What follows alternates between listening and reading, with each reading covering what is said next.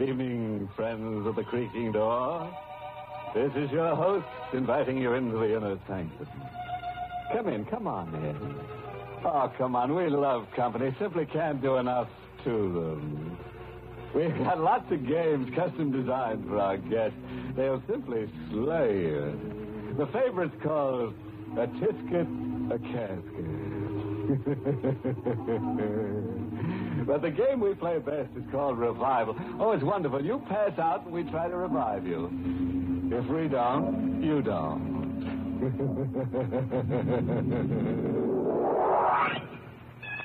And now for our eerie spell. The hitchhiking corpse. Climb up on the driver's seat. Sit close to the driver. Sean O'Hara, a bewitched man with deep-set eyes. Hear what he has to tell about the beautiful corpse of Madoc County. The girl who lost her head over him. Eileen. The last time I saw her, she was standing where she always waits for me. The rain on a little white bridge where the road takes a bend around Moon Hollow. I could hear her call for me to stop. Stop, John! I'm right with you! Stop! But I wasn't going to stop for her. Not anymore. My mind was made up to that. And then a lightning flash burned over her like a million lighted candles. And she was standing there where she always waited for me, without her head. Eileen had lost her head. Am I right in my mind now, I'm wondering? These things I know, these things that I saw, was it a dream?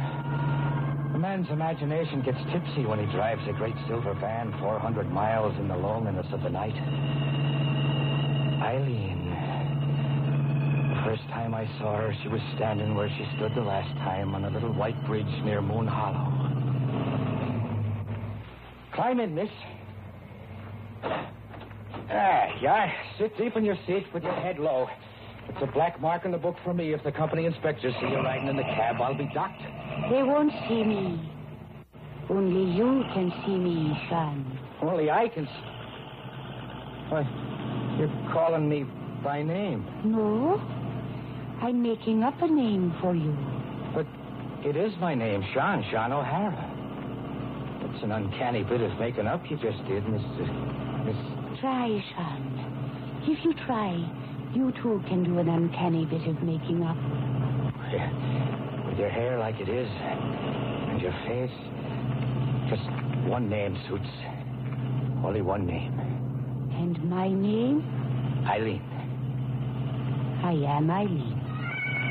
And just where are you riding to? To Madoc County. But someday, not tonight. Madoc County's a good 80-mile ride from Moon Hollow. Is it someday, I heard you say? Yes, someday I'll be riding to Madoc County. And it will be you who will take me there. Wow. There's little to that. I always pass through Madoc. It's on my route. My people came from up there. It's a big house we once had. A great big house. Without windows. Without windows, you say? There was a great hall. And a great long table. With my people sitting round it. The living and the dead. The living and the... A house without windows, and now it's the living and the dead. You're a pretty one. But you're as batty as a loon. Am I really a pretty one to you, Sean? Sure. Pretty hair. Eyes to light up a man's dream. Dainty little hands. The two of them fit into one of mine. The face... A face, Sean. No. The face I cannot praise. Why not? With all the war paint on it, if I didn't bite my tongue, I might say that what I see smeared over your cheeks is blood. Don't bite your tongue, Sean. You're getting out. Trust Sean O'Hara to pick up a gibbering farm girl who smears her face with chicken blood. Good night to you. Good night, Sean. I'll be waiting again tomorrow night at Moon Hollow. I'll be watching for you. I watched her go, sailing off on the mists. As high as my eyes could go, I could see her riding into the sky like a night witch. and then blowing into the smoke of the moon. For heck to know, Eileen. I dreamed her up in my fat head. A man's imagination gets tipsy when he drives a great silver van in the loneliness of the night.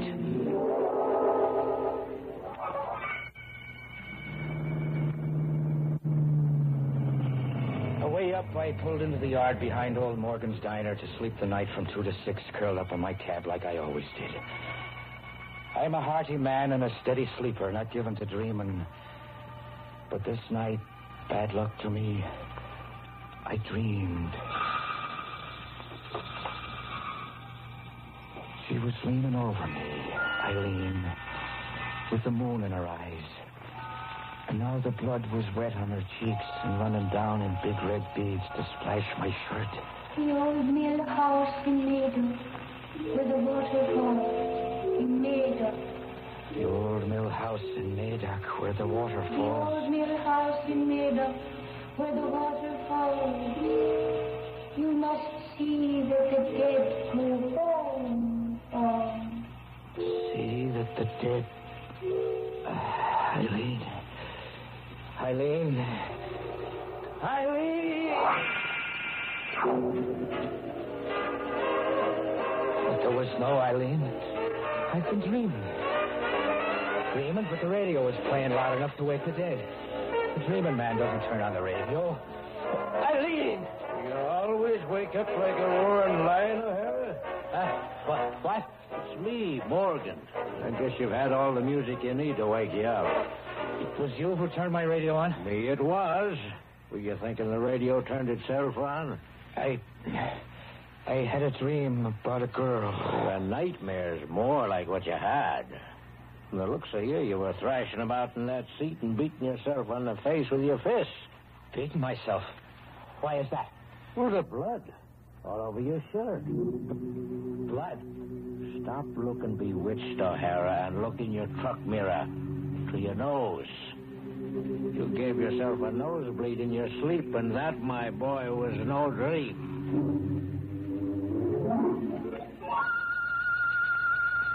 I was an hour late for unloading in the Cloverville depot. O'Hara, Yeah, Red. come over to the van a minute, where the loaders can't get an airful. Oh, you're acting funny. We got everything off the inventory calls for. But there are 3 other items. I threw a canvas cover over them before the boys got a look at them. Did you look into your van? What's under the canvas cover, Red? Coffins, O'Hara. 3 old pine wood coffins. You want to tell me something? What? Tell you? Oh, sure. I almost forgot about those coffins. It's a side job. Some yokel undertaker down by Moon Hollow. I'm to drop them off somewhere. Save him trucking charges that way and make myself $20 side money. Quit lying to me, O'Hara. And to yourself. Oh, lying, you say? But it's a fact, Red. Positively a fact. And I'm giving you half of the $20 for covering me. Wasn't one to pass up $20 for trucking 3 empty coffins. The coffins aren't empty, O'Hara. And you never took a job from any local undertaker either. You seem to know a lot about something. I know Route 266. I was born and raised here. What is there to know? For one thing, the red-headed witch of Moon Hollow, maybe. You might be trucking the dead for her. Eileen? Or any name you give her. She was Katie to a trucker named Conway who had your run once. To hear Conway tell it, Katie, or Eileen, was always trying to get him to take her dead out of Moon Hollow to somewhere else. To Maida College, to the old mill house. Or somewhere. Anyhow, that's how the story usually goes. But what she's really out to do is drive you crazy. How do you know there is such a girl? Those pine boxes in there. I saw them on Conway's truck once, like they're on yours now. Conway dumped them right back in Moon Hollow. Take my advice. From now on, pass the redhead up. Jam your accelerator to the floorboard and go past her at 80. I don't know what I'll do.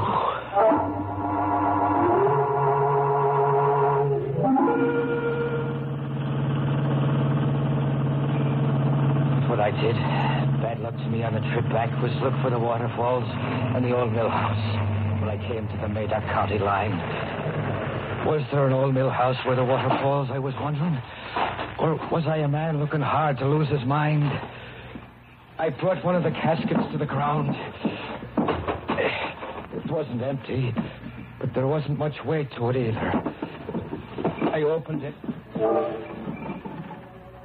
It held the dead, all right. But not the face or the body of the dead. It was only the skeleton. The skeleton of someone dead more years than the mind can imagine. And there was a waterfall in the deep woods. The music of water and Eileen's voice flashing in it. The old mill house, under the falling. And there was an old mill house down below the rocks. A stone house without windows, like Eileen had said. I pulled an old rusted bolt and opened the door to one great room and a table that went from wall to wall. It was old.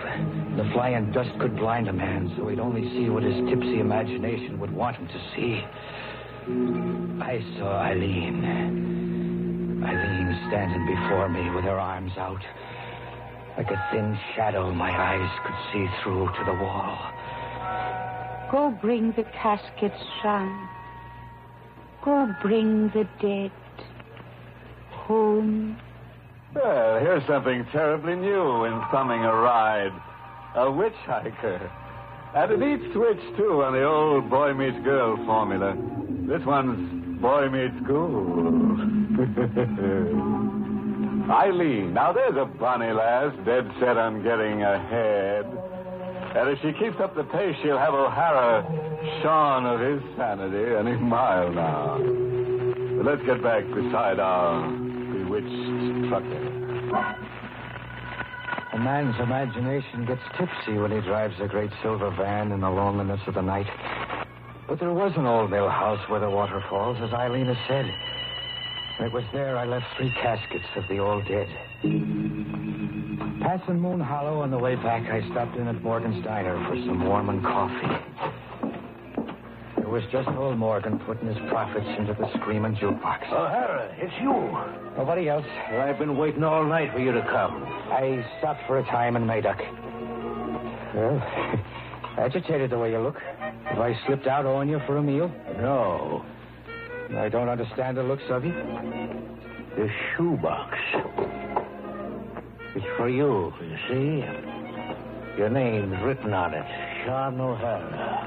And left by whom? The devil's own daughter.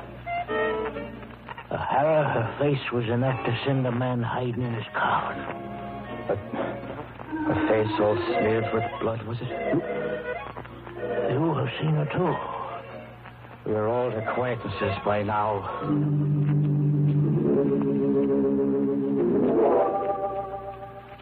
When I left Morgan's prying eyes, I opened the shoebox. It held a small white envelope and an old rusted tin can. I opened the envelope. 2 tickets there were to a costume party in the Moon Hollow firehouse for the next night. And the tin can full of money. A showering of Indian pennies and buffalo nickels, coins with the grit and tarnish of years on them. Like some miser had saved them in a secret nook of the kitchen. That was too much for a tired working man to puzzle out. My poor head would have none of it. I had a load to haul back that night. It was time enough for puzzles another night. She'd be standing on the little white bridge where the road takes a bend, and then I would put my questions to her.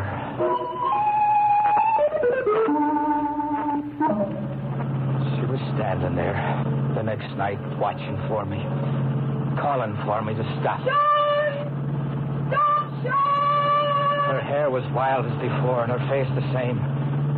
Her dress was changed. It was a costume now she was wearing, all silk and gaiety, like she was dressed up for a party. Sean! Yes, Eileen.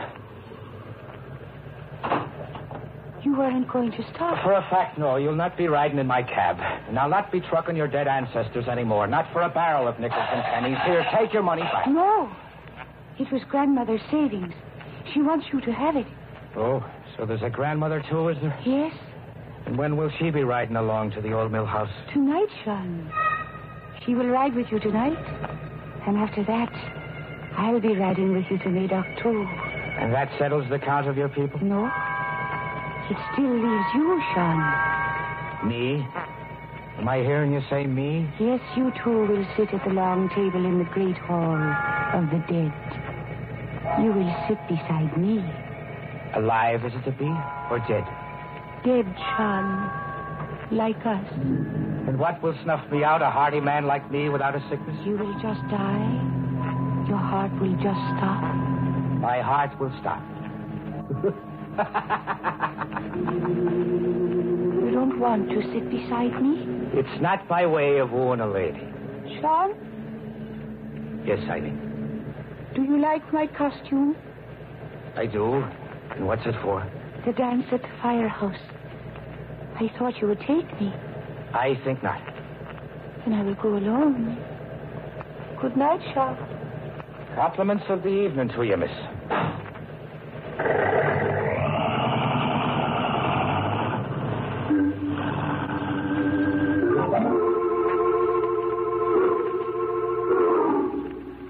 But instead of sleeping in old Morgan's yard, there I was just before the midnight hour, in the costume of a trucker with a tottering mind, and looking for Eileen in the firehouse. I found her in her silken gaiety where the Japanese lanterns were dimmest, wearing a mask like the others were, but not dancing like the others.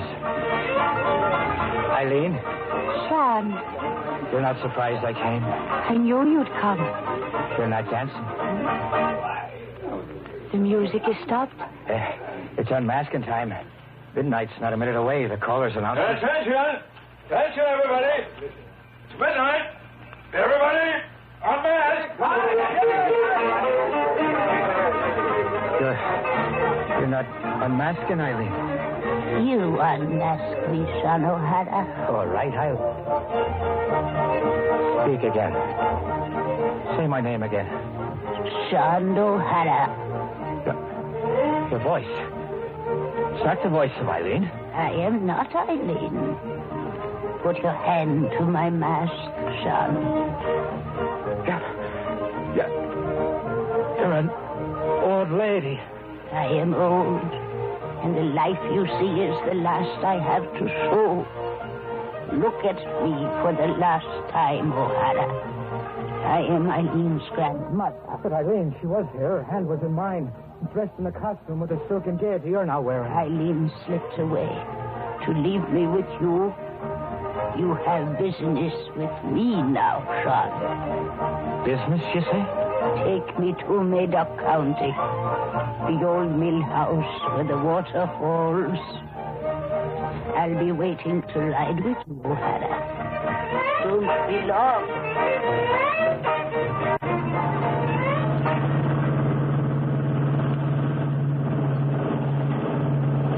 I drove the lonely night to the Madoc County line with my freight of storage eggs and canned goods, and met dead in a pine box. The old grandmother in her silks was in her casket, and I didn't bother to ask whose job it was. I put the questions to Eileen the next time she waited for me where the road takes a bend around Moon Hollow. And she was there like I knew she'd be, pointing her thumb to hitch a ride. Stop, police! Stop! But I didn't stop this last time. I did what the checker-red Lacey said Conway failed to do, and what I must do. I passed her up. I pushed the gas accelerator to the floor and passed her by in 80. I heard her shriek where the highway bends into Moon Hollow. But I didn't leave Eileen behind. She was on the seat beside me. You didn't want to stop, Sean. She was beside me. Without her head. I'm dead, Sean. Dead. now drive me to Made-Up County.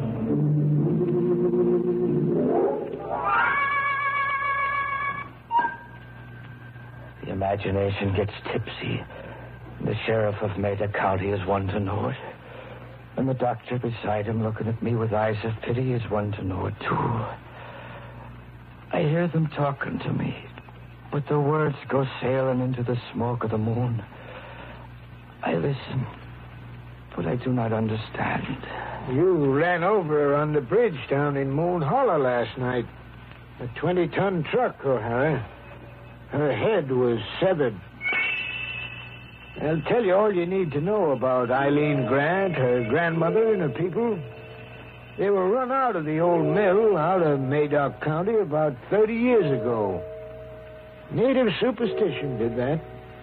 The family was thought to have, well, call it evil powers. Where'd you take Eileen to, O'Hara? Huh? Eileen. What did you do with the body? I'll take you to her. Come, I'll take you to her.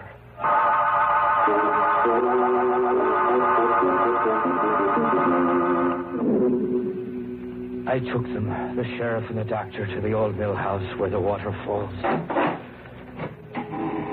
Here, Sheriff, is Eileen and her people sitting around the table in the great hall of the dead. O'Hara, to do this, to set them around the table like that, you couldn't be in your right mind, man. No, I couldn't be. And I'm the one to admit that. And I'm not in my right mind to sit here beside Eileen now. What can there ever be between a man and a girl? Sitting and rotting in an old mill with their ancestors looking on. O'Hara. Say, Doc, take a look at him. O'Hara's dead. Dead? To sit down and die just like that? Just like that, Sheriff. O'Hara's heart just stopped. As if he willed it to stop.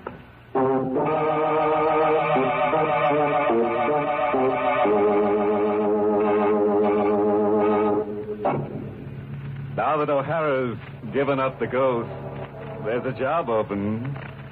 Somebody...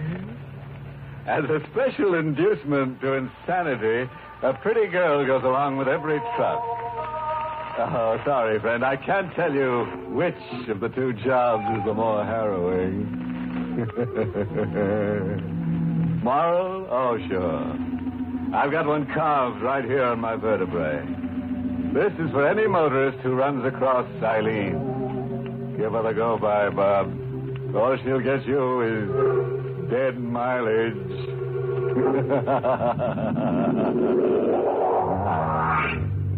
Pleasant dreams.